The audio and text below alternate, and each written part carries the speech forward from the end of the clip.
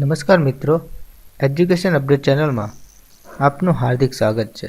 મિત્રો, ગુજરાત પ્રાથમિક શિક્ષણ અધિનિયમ 1947માં ભાગ 1 વિશે આપણે અભ્યાસ કર્યો. એમાં 60 જેટલા પ્રશ્નો જોયા. હવે આગળ જોઈશું 61.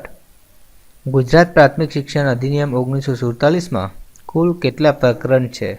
જવાબ છે 11. Minimum level of learning MLL શું છે? જવાબ છે ન્યૂનતમ અધ્યયનનો નવો અભિગમ.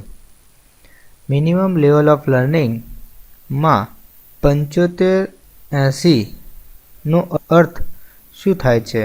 જવાબ છે 75% બાળકો 80% સિદ્ધિ ગુણ મેળવે. મિનિમમ લેવલ ઓફ લર્નિંગમાં ચાવીરૂપ શબ્દ કયો છે? જવાબ છે કોમ્પિટન્સી. જિલ્લા કક્ષાએ પ્રાથમિક શાળાઓમાં વિજ્ઞાન મેળો યોજવા માટે રાજ્ય સરકાર કેટલા રૂપિયાની ગ્રાન્ટ આપે છે? જિલ્લા કક્ષાએ વિજ્ઞાન મેળો યોજવા માટે ગ્રાન્ટની બાબતની વાત કરીએ તો ગ્રાન્ટમાં કેટલી શાળાઓ ભાગ લઈ રહી છે એનું પહેલું બજેટ બનાવ્યા બાદ ગ્રાન્ટની રકમ ચૂકવવામાં આવે છે. એમાં કોઈ ફિક્સ ગ્રાન્ટ આપેલ નથી. આગળનો પ્રશ્ન જોઈએ તો જિલ્લા કક્ષાએ પ્રાથમિક શાળાઓ માટેનો વિજ્ઞાન મેળો યોજાય છે તેમાં સરકારી પરિપત્ર મુજબ કેટલા વિભાગ હોય છે? જવાબ છે 7. પ્રાથમિક શિક્ષક રાજીનામું આપવા ઈચ્છે તો તે કોને પોતાનું રાજીનામું આપશે? જવાબ છે જિલ્લા પ્રાથમિક શિક્ષણાધિકારીશ્રીને. ગુજરાત પ્રાથમિક શિક્ષણ અધિનિયમ 1947ની કઈ કલમ શિક્ષકના રાજીનામા સંદર્ભે છે? જવાબ છે કલમ 40(ઘ). ગુજરાત પ્રાથમિક શિક્ષણ અધિનિયમ 1947ની કઈ કલમ જિલ્લા સ્કૂલ બોર્ડના અંદાજપત્ર બાબતની છે? જવાબ છે કલમ 44. પ્રાથમિક શિક્ષકની નિવૃત્તિ વય કેટલા વર્ષની હોય છે? જવાબ છે 58 વર્ષ. પ્રાથમિક શાળાઓમાં મફત પાઠ્યપુસ્તક પૂરા પાડવાની જોગવાઈ કઈ યોજના હેઠળ હાથ ધરવામાં આવે છે? જવાબ છે EDN 8. નિયમાનુસાર કયા ધોરણના વિદ્યાર્થીઓને હોમવર્ક આપી શકાય નહીં? જવાબ છે ધોરણ 1 અને 2. ગુજરાત પ્રાથમિક શિક્ષણ અધિનિયમ 1947ની કઈ કલમ પ્રાથમિક શિક્ષકોની બદલી અંગેની છે? જવાબ છે કલમ 24. પ્રાથમિક શિક્ષકોની બદલી અંગેની જરૂરી સૂચના આપવાની સત્તા કોની પાસે છે? જવાબ છે જિલ્લા નિયામક પાસે. ગુજરાત પ્રાથમિક શિક્ષણ અધિનિયમ 1947 મુજબ જિલ્લા સ્કૂલ બોર્ડના સભ્ય બનવા માટે ઓછામાં ઓછી કેટલી લાયકાત હોવી જોઈએ? જવાબ છે માધ્યમિક લેવલ સુધી. મદદનીશ શિક્ષણ નિરીક્ષકો અને શિક્ષણ નિરીક્ષકો ગુજરાત પ્રાથમિક શિક્ષણ અધિનિયમ 1947ની કઈ કલમથી અધિકૃત અધિકારી છે? જવાબ છે કલમ 48. પ્રાથમિક શાળામાં શિક્ષક બનવા માટે લઘુત્તમ વય મર્યાદા કેટલી છે? જવાબ છે 18 વર્ષ. ગુજરાત પ્રાથમિક શિક્ષણ અધિનિયમ 1947ની કલમ 58 હેઠળ રચાયેલું બોર્ડ એટલે? જવાબ છે પ્રાથમિક શિક્ષણ બોર્ડ. ગુજરાત પ્રાથમિક શિક્ષણ અધિનિયમ 1947ની કલમ 38માં કઈ બાબતનો ઉલ્લેખ જોવા મળે છે? જવાબ છે માન્ય શાળાના વિષય અભ્યાસક્રમ માટે. પ્રાથમિક શાળામાં લઘુત્તમ અધ્યયન કક્ષામાં કયા શબ્દ પર વિશેષ ભાર મૂકવામાં આવ્યો છે? જવાબ છે ક્ષમતા. જિલ્લા સ્કૂલ બોર્ડના સુચારુ સંચાલન માટે કેટલા સમયગાળામાં બોર્ડની સભા મળવી જોઈએ? જવાબ છે 2 મહિનામાં એક વખત. કેઝ્યુઅલ રજા એટલે કે CL સિવાય પગાર સહિતની કોઈપણ રજા ભોગવવા માટે કયો કર્મચારી હકદાર નથી? જવાબ છે હંગામી. શિક્ષણની કોર્ટ ટ્રિબ્યુનલનું વડું મથક ક્યાં આવેલું છે? જવાબ છે અમદાવાદ. ભારતના સંવિધાનની કઈ કલમ અનુસાર પ્રાથમિક શિક્ષણ મફત, ફરજિયાત અને સાર્વત્રિક કરેલ છે? જવાબ છે કલમ 45. નિશ્ચિત મુદત માટે નિમણૂક પામનાર કર્મચારી કેવો કર્મચારી ગણાય છે? જવાબ છે હંગામી. પ્રાથમિક શાળામાં વિદ્યા સહાયક યોજના કયા વર્ષના ઠરાવથી અમલી બની છે? જવાબ છે 11/6/1998ના ઠરાવથી. પ્રાથમિક શાળાઓમાં સિનિયોરિટીની બાબતમાં કઈ તારીખ આખરી અને ખરેખર ગણાય છે? જવાબ છે નિમણૂક તારીખ. એક સરખી નિમણૂક તારીખ ધરાવતા બે શિક્ષકોમાંથી કોને ફાજલ કે વધઘટ ગણી શકાય? જવાબ છે ઉંમરમાં નાના હોય તે શિક્ષકને. પ્રાથમિક શાળાના શિક્ષકોને વર્ષ દરમિયાન કેટલી અર્ધ પગારી રજાઓ મળે છે? જવાબ છે 20. શિક્ષક તરીકે રાજીનામું આપવા માંગતા શિક્ષકે કેટલા મહિના અગાઉ ખાતાના વડાને જાણ કરવી જોઈએ? જવાબ છે 3 માસ પહેલાં. મિનિમમ લેવલ ઓફ લર્નિંગનો અભિગમ ગુજરાત રાજ્યની પ્રાથમિક શાળાઓમાં કયા વર્ષથી અમલમાં આવ્યો? જવાબ છે ઈસવીસન 1995.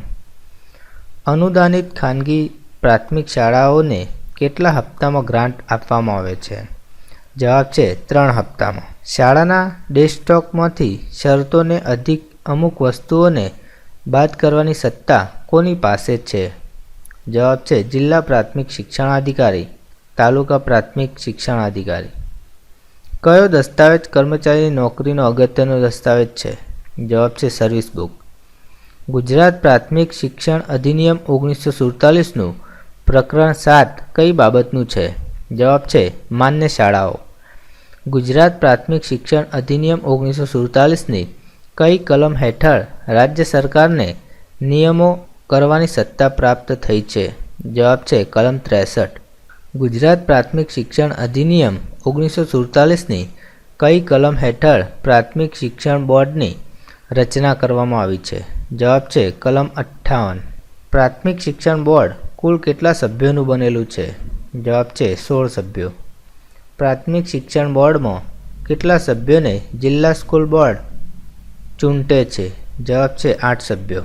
પ્રાથમિક શિક્ષણ બોર્ડમાં કેટલા સભ્યોની નિમણૂક સરકાર કરે છે? જવાબ છે 8 સભ્યો.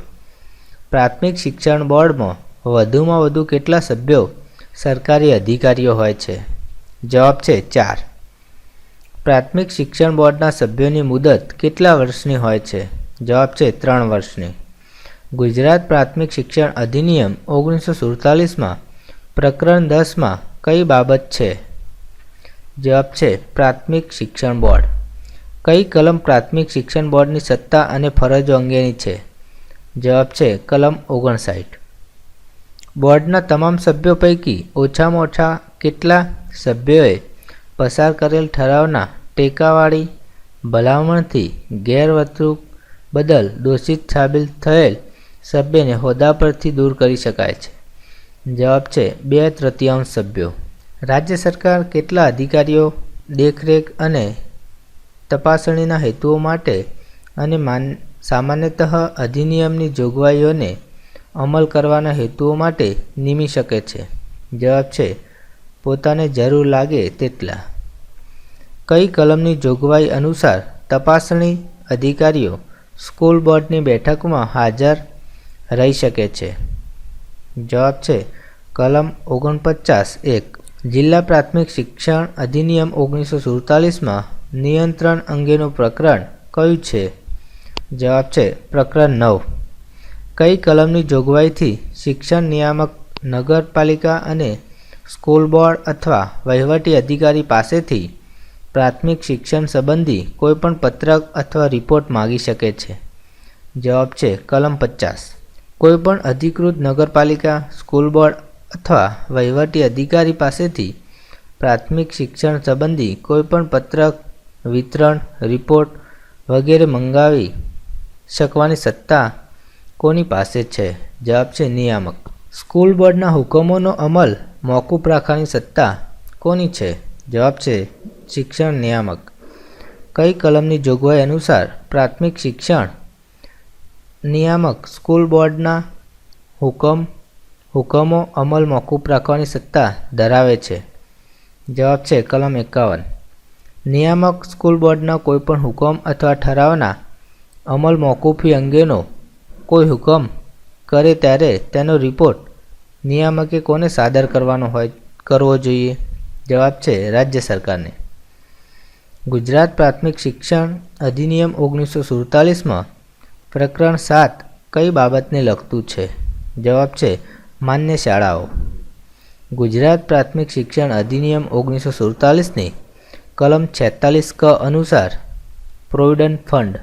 ગુજરાત પ્રાથમિક શિક્ષણ અધિનિયમ 1947ની કઈ કલમ કચ્છ જિલ્લાને લાગે વળગે છે તેટલા પૂરતા સ્કૂલ બોર્ડના ઉલ્લેખોનો અર્થ કરવા સંબંધી છે? કલમ 71. ગુજરાત પ્રાથમિક શિક્ષણ અધિનિયમ 1947ની કઈ કલમ? જવાબ છે કલમ 66. ગુજરાત પ્રાથમિક શિક્ષણ અધિનિયમ 1947 અનુસાર પ્રાથમિક શિક્ષણ બોર્ડની સત્તા અને ફરજો કઈ કલમમાં નિહિત થયેલ છે? જવાબ છે કલમ 59. મ્યુનિસિપલ સ્કૂલ બોર્ડની સત્તા અને ફરજો તેમજ કાર્યો ગુજરાત પ્રાથમિક શિક્ષણ અધિનિયમ 1947ની કઈ કલમ પ્રમાણે છે? જવાબ છે કલમ 18. ગુજરાત પ્રાથમિક શિક્ષણ અધિનિયમ 1947ની કલમ 13માં કઈ જોગવાઈ કરેલ છે? જવાબ છે જિલ્લા સ્કૂલ બોર્ડની સત્તા, ફરજો અને કાર્યો. ગુજરાત પ્રાથમિક શિક્ષણ અધિનિયમ 1947ની કલમ 2માં કઈ જોગવાઈ છે? જવાબ છે વ્યાખ્યા. જિલ્લા મ્યુનિસિપલ સ્કૂલ બોર્ડના અધ્યક્ષ અને ઉપાધ્યક્ષની ચૂંટણી કઈ કલમ અંતર્ગત થાય છે? જવાબ છે કલમ 10. માન્ય ખાનગી પ્રાથમિક શાળાઓના શિક્ષકોને શિક્ષા કરવા માટેની કાર્યરીતિ ગુજરાત પ્રાથમિક શિક્ષણ અધિનિયમ 1947ના કયા પ્રકરણમાં સમાવિષ્ટ છે? જવાબ છે પ્રકરણ 7 ખ. ગુજરાત પ્રાથમિક શિક્ષણ અધિનિયમ 1947ની કઈ કલમ અંતર્ગત પ્રાથમિક શિક્ષણ બોર્ડની રચના કરવામાં આવે છે? જવાબ છે કલમ 58. તો મિત્રો, આવા જ વિડીયો સાથે મળતા રહેશું. વિડીયો જોવા બદલ તમારો ખૂબ ખૂબ આભાર.